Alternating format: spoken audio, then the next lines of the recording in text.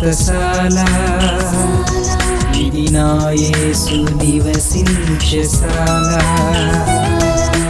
హెబ్రీయులకు రాసిన పత్రిక 12వ అధ్యాయం 2వ వచనం. విశ్వాసమునకు కర్తయు దానిని కొనసాగించువాడునైన యేసు వైపు చూచు మన ఎదుట ఉంచబడిన పందెములో ఓపికతో పరిగెత్తుదము. దేవుడి శ్రేష్టమైన మాటలు దీవించి ఆశీర్వదించునుగాక. విశ్వాసమునకు కర్తయు దానిని కొనసాగించువాడునైన యేసు వైపు చూచుచు మన ఎదుట ఉంచబడిన పందెములో ఓపికతో పరిగెత్తుదము. భక్తులు అలాగూ నడుచుకున్నారంట. విశ్వాస జీవితంలో మనం కొనసాగుతూ ఉన్నప్పుడు చాలాసార్లు ఒడిదుడుకులు జరుగుతూ ఉంటాయి. మనం అనుకున్నది ఒకటైతే జరిగేది ఇంకొకటిగా మనకు కనబడుతూ ఉంటుంది. ఇలాంటి పరిస్థితుల్లో దేవుడు ఏం చేయమని ఆజ్ఞాపిస్తున్నాడు అని అంటే, మనం పరిగెత్తేది లోక సంబంధాలు పరిగెత్తినట్టుగా మనం పరిగెత్తట్లేదు. దైవ సంబంధమైన ఆత్మ సంబంధమైనటువంటి పరుగులో మనం ఉన్నాం. ఎప్పటి నుండి? రక్షణ పొందినది మొదలుకొని మనం పరుగు పందెంలో పాలు పంపులు పొందాం. ఈ పరుగు ఎప్పుడు అయిపోతుంది అని అంటే, మనం మరణించిన తర్వాత, దేవుని యొక్క రాకడ వచ్చిన తర్వాత ఈ పరుగు ఆగిపోతుంది. అందుకని ఆయన ఏమంటున్నాడు? ఈ పందెములో మీరు ఓపికతో పరిగెడుతూ ఉండాలి. ఎందుకంటే కొన్నిసార్లు దేవుని పట్ల మనం ఉంచవలసినటువంటి విశ్వాసాన్ని కూడా మర్చిపోయేంత ఘోరమైన పరిస్థితులు మనకు వస్తాయి. కొన్నిసార్లు ప్రార్థించేటువంటి పరిస్థితి లేకుండా, కొన్నిసార్లు దేవుని మందిరానికి కూడా వచ్చే పరిస్థితి లేకుండా, గందరగోళమైనటువంటి పరిస్థితులు, లేక అనారోగ్యాలు, అవమానాలు, లేక గొడవలు, అల్లరులు, భార్య భర్తల మధ్య గొడవలు, తల్లిదండ్రుల మధ్య గొడవలు, బంధువులు రక్తసంబంధికుల మధ్య గొడవలు, ఎన్నెన్నో పరిస్థితులు వస్తూ ఉంటాయి. అయితే దేవుడు అంటున్నటువంటి మాట ఏంటంటే, మన ఎదుట ఉంచబడినటువంటి ఈ పందెములు మన ఓపికతో పరిగెత్తాలి. ఈ గందరగోళాలు వస్తున్నా కూడా దేవుని దగ్గర మనం చేసినటువంటి తీర్మానాన్ని గురిపెట్టుకొని మనం ముందుకు పరిగెత్తాలని దేవుడు ఆజ్ఞాపిస్తున్నాడు. భక్తులు అలాగున విశ్వాసమును బట్టి వారు ముందుకు సాగినట్టు వ్రాయబడి, దానిలో కొన్ని విషయాలు మనం పరిశుద్ధ గ్రంథంలో నుండి ధ్యానించుకుందాం. హెబ్రీయులకు రాసిన పత్రిక 11వ అధ్యాయం 7వ వచనాన్ని చదువుకుందాం. విశ్వాసమును బట్టి నోవహు అది వరకు చూడని సంగతులను గూర్చి దేవుని చేత హెచ్చరింపబడి భయభక్తులు గలవాడై తన ఇంటి వారి కొరకు ఒక ఓడను సిద్ధము చేసెను. అందువలన అతడు లోకం మీద నేరస్థాపన చేసి విశ్వాసమును బట్టి కలుగు నీతికి వారసుడాయెను. జలప్రలయం రాకముందే దేవుడు భక్తుడైనటువంటి నోవహునకు జలప్రలయం రాబోతూ ఉన్నది కాబట్టి ఒక ఓడను సిద్ధం చేసి నీవు నీ ఇంటి వారు దానిలో ప్రవేశించాలని దేవుడు ఆజ్ఞాపించాడు. ఆజ్ఞాపించినప్పుడు వర్షం కానీ, జలప్రలయం కానీ, మనుషులు కొట్టుకొని పోవడం కానీ, జలప్రలయం ద్వారా మనుషులు మరణించడం కానీ, ఘోరమైనటువంటి జలము చేత ఇళ్ళన్నీ మునిగిపోవడం కానీ ఇలాంటివి ఏవీ లేవు ప్రియులారా. దేవుడు తెలియజేశాడు అంతే. వెంటనే ఏం చేశాడంట ఆయన? విశ్వాసమును బట్టి చూడని సంగతులను గుర్చి, చూడలేదు ఆయన. జలప్రలయాన్ని చూడకపోయినా కూడా చూడని సంగతులను గుర్చి ఆయన ఓడను సిద్ధం చేశాడంట. జలప్రలయం చూడకపోయినా ఓడను సిద్ధం చేశాడంట. దేన్ని బట్టి? విశ్వాసమును బట్టి. ఒక వాగ్దానము దేవుడు నీకు ఇచ్చాడంటే, ఒక ప్రమాణము దేవుడు నీకు చేశాడంటే, దేవుడు ఒక సంగతి నీకు తెలియజేశాడంటే దాని మీద విశ్వాసం ఉంచాలని దేవుడు శుభదినాన మనతో మాట్లాడుతున్నాడు.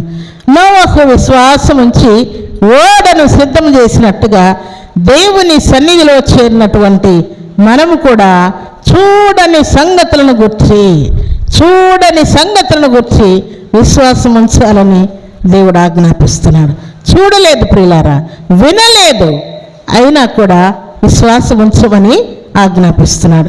భక్తుడైనటువంటి నోవహు చూడకపోయినా కూడా దేవుడిచ్చిన మాట ప్రకారం ఇప్పుడే లోకమంతా నాశనం కాబోతూ ఉన్నది, ఇప్పుడే జలప్రలయం రాబోతూ ఉన్నది, జనాలంతా సర్వనాశనం అయిపోతూ ఉన్నారు, నేను నా ఇంటి వారు మాత్రం ఈ రక్షణ ఓడలో భద్రం చేయబడబోతున్నామని చాలా స్పీడ్గా ఓడను సిద్ధం చేసుకున్నాడు. ఆ ఓడ సిద్ధమైన వెంటనే దేవుడు నీవు నీ ఇంటి వారందరూ కూడా ఓడలో భద్రంగా ఉండండి, తర్వాత నీతో పాటు ఆడ మగ ప్రతి జంతువు, పక్షులు, పురుగులు అన్నింటిని కూడా ఆడ మగ చేర్చమని దేవుడు ఆజ్ఞాపించాడు. ఈలాగన విశ్వాసమును బట్టి నోహు ఓడను సిద్ధం చేసినట్టుగా దేవుని సన్నిధిలో చేరినటువంటి మనమందరం కూడా విశ్వాసమును బట్టి రక్షణ అనేటువంటి ఓడను మనం సిద్ధం చేసుకోవాలి.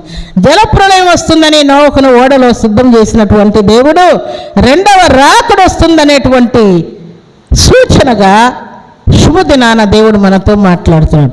మనం ఎట్లా సిద్ధం చేసుకోవాలి? ఆయనంటే ఓడను సిద్ధం చేసుకొని ఓడలో చేరిపోయి ఓడ అరారత్ కొండ చేరేంత వరకు మెల్లిగా అది నీళ్ళ మీద పైకి లేచినట్టు వ్రాయబడింది.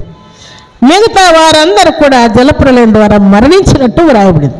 మనమే ఓడను సిద్ధం చేసుకోవాలి అంటే మనం పాపములు ఒప్పుకోవడమే రక్షణ ఓడను సిద్ధం చేసుకోవడం. ఏ విషయాల్లో తప్పిపోయి ఉన్నామో వాటన్నిటినీ సరి చేసుకొని దేవా నీ దగ్గర మాట తీసుకొని మాట తప్పేనయ్యా అని దేవుని దగ్గర తప్పు ఒప్పుకొని మరలా నీ ఆత్మీయ జీవితము నీ రక్షణ ఓడను కొనసాగించుకోవడమే సిద్ధం చేసుకోవడం. ప్రభు సన్నిధిలో చేరిన మనం నోహు వలె విశ్వాసమును బట్టి మన రక్షణను కొనసాగించుకోవాలి, ప్రార్థనను కొనసాగించాలి, అలాగే దేవుని మందిరానికి వచ్చేది కొనసాగించాలి, విశ్వాసమును కొనసాగించాలి, యథార్థమైన జీవితాన్ని కొనసాగించాలి. ప్రతి విషయంలో కూడా రక్షణను మనం కొనసాగించుకుంటూ వెళ్ళాలి. అప్పుడే మనం క్రైస్తవులు అవుతాం. ఎప్పుడు మనం క్రైస్తవులం అవుతామో అప్పుడే మనం పరలోక రాజ్యానికి వారసులం అవుతామని దేవుడు ఆజ్ఞాపిస్తున్నాడు. గొప్ప జలప్రలయం రాబోతున్నది కాబట్టి నీవు నీ ఇంటి వారు రక్షణ పొందండి అని ఆజ్ఞాపించినట్టుగా ఇహలోకంలో ఇప్పుడు మనకు కూడా చాలా చాలా జలప్రలయాలు కనబడుతూ ఉన్నాయి. ఘోరమైన సంగతులు మనం చూస్తూ ఉన్నాం. తుఫానులు చూస్తున్నాం, వరదలు చూస్తూ ఉన్నాం, భూకంపాలు చూస్తున్నాము, భయంకరమైన రోగాలు చూస్తున్నాం. ఇవన్నీ కూడా దేనికి సూచన అంటే దేవుని యొక్క రాకడకు సూచనగా ఉన్నాయి. కాబట్టి మొదట మనం పాపములు ఒప్పుకున్నప్పుడు దేవుని పట్ల ఎంతటి భక్తి విశ్వాసము కలిగి చక్కటి తీర్మానాలు చేసాం, వాటిని మనం భయముతో భక్తితో కొనసాగించాలని భక్తుడైనటువంటి నోహు జీవితం ద్వారా దేవుడు మనతో మాట్లాడుతున్నాడు. ఆయన విశ్వాసం ఉంచినందుకు ఆయన రక్షింపబడ్డా లేదా చెప్పండి? రక్షింపబడ్డా లేదా? ఓడలో సేఫ్టీగా లోకమంతా సర్వనాశనం అయిపోయింది, కానీ ఓడ మాత్రం నీట్గా నీళ్ళ మీద లేచి లేచి లేచి మహా ఎత్తైనటువంటి అరారత్ కొండ మీదకి వెళ్ళి అక్కడ నిలబడినట్టు రాబడింది. మిగతా కిందంతా ఏమున్నాయి? విపరీతమైనటువంటి ఇల్లు మునిగిపోయాయి, చెట్లు మునిగిపోయాయి, కొండలు మునిగిపోయాయి, పర్వతాలు మునిగిపోయాయి, అన్నింటిని నింపేసి శుభ్రంగా కళ్ళు తెరిస్తే నీళ్ళు తప్ప మరేమీ కనబడ్డం లేదు. అంత భయంకరమైన పరిస్థితుల్లో భక్తుడైనటువంటి నోహు కుటుంబాన్ని ఓడను దేవుడు భద్రముగా కాపాడినట్లు నువ్వు పని చేయకుండా భోజనం చేయకూడదని దేవుడు ఆజ్ఞాపిస్తున్నా.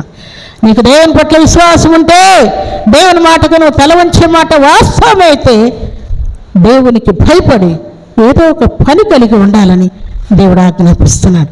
ఆ పని వలన దేవుడు నిన్ను ఆశీర్వదించాలని దేవుడు కోరుకుంటాడు.